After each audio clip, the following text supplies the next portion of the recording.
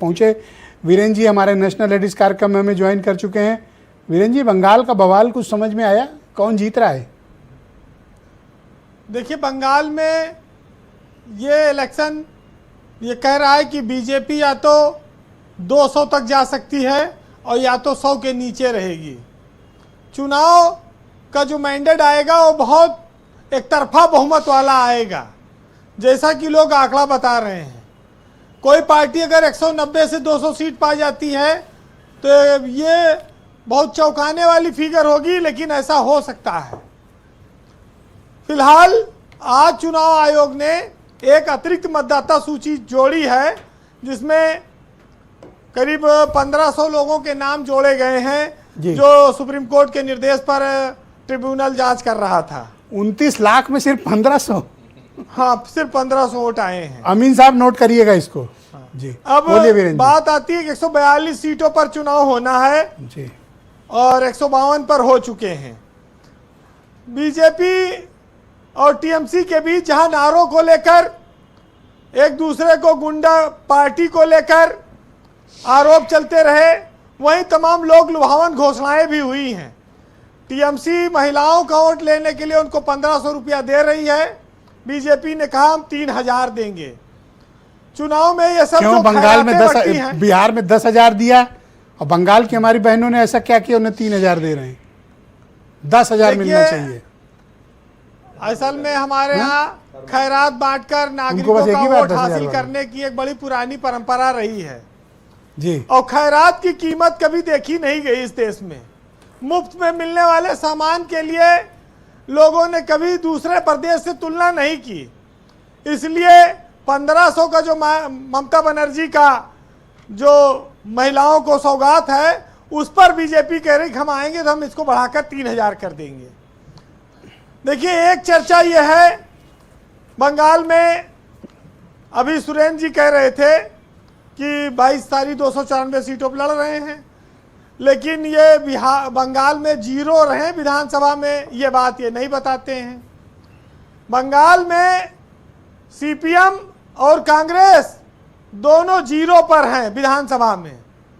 लड़ाई अब इस बार फिर है, अब वो कितनी सीटें लाएंगे ये अलग बात है। अरे मुझसे झगड़ा कर रहे थे कि हमको इरेलीवेंट ना कहो। भैया जीरो हो तो नहीं कहेंगे। अब वही बात तो है, लड़ रहे थे अभी तो, मतलब थोड़ा डिस्टेंस से नहीं था अभी, मतलब। दूसरी बात यह है कि दिल्ली में यही केजरीवाल के खिलाफ लड़ी थी कांग्रेस जी, और वहां पर बीजेपी जीती, सरकार बनी।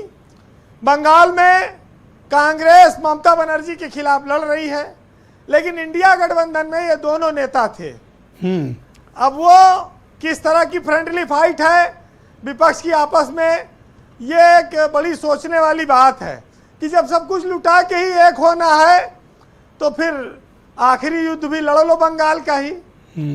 फिलहाल लेकिन ये जान लीजिए कि जो सीपीएम कभी कलकत्ता में, बंगाल में 2011 तक राज करती थी, उसका सूरज डूब गया जी, उसका स्थान बीजेपी ने लिया। ब्रजेश जी, आज जो ये बीजेपी का उभार है, ये सीपीएम के वोट बैंक की वजह से है।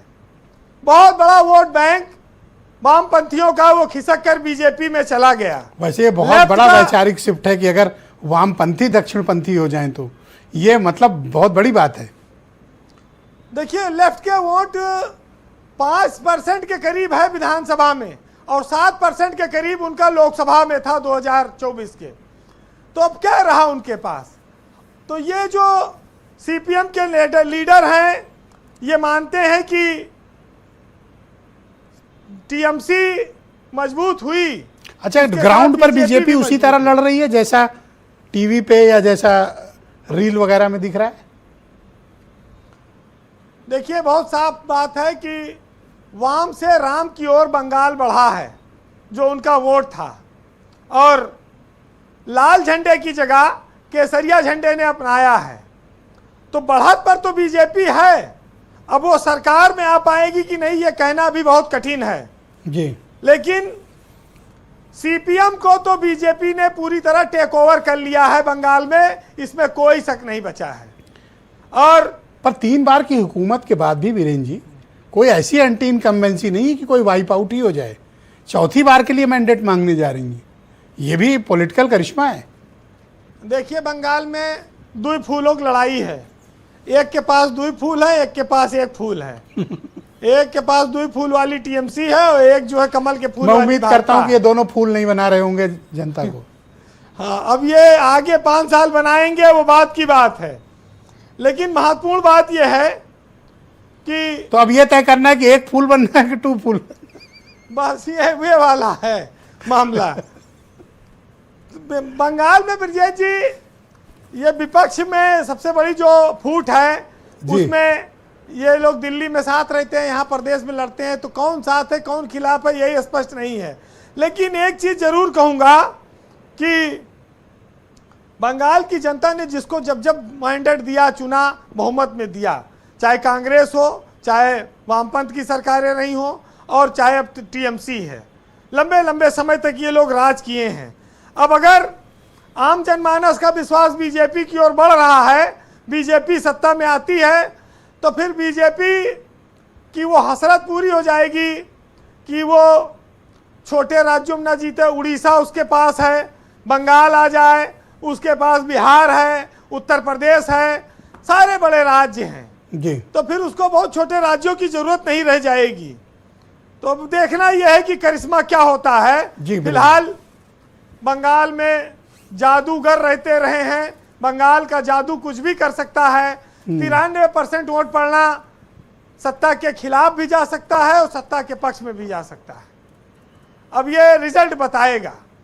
लेकिन सबसे बड़ी बात यह है कि लोग बंगाल के काले जादू से तो डरते हैं, लेकिन काली करतूतों से नहीं डरते। तो ये बड़ा अंतर है। फिलहाल आप सुनिएगा कि काला जादू फैल रहा है और खुदा खामोश खड़ा है। काले साए नाच रहे हैं और चारों तरफ पुरसोर हवा है।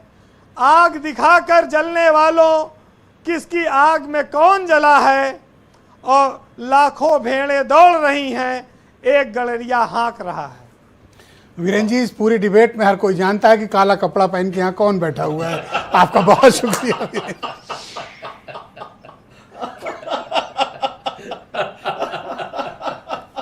बहुत शुक्रिया वीरेंद्र जी आपका इस डिबेट में हमारे साथ शिरकत करने के लिए। ऋक सुंदर शासमल जी।